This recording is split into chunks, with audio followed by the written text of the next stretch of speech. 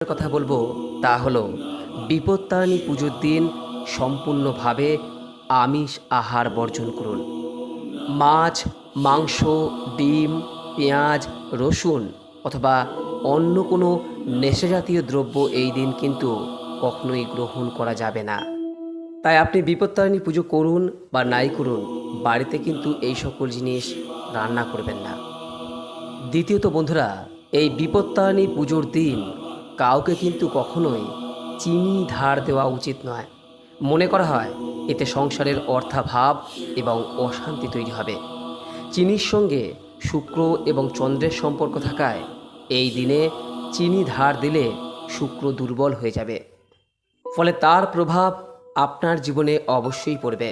শুক্র দুর্বল হয়ে গেলে অর্থ কড়ি টাকা পয়সার অভাব দেখা যায়। তাই বিপত্তারিণী পুজোর দিন কখনোই কিন্তু কাউকে চিনি ধার দেবে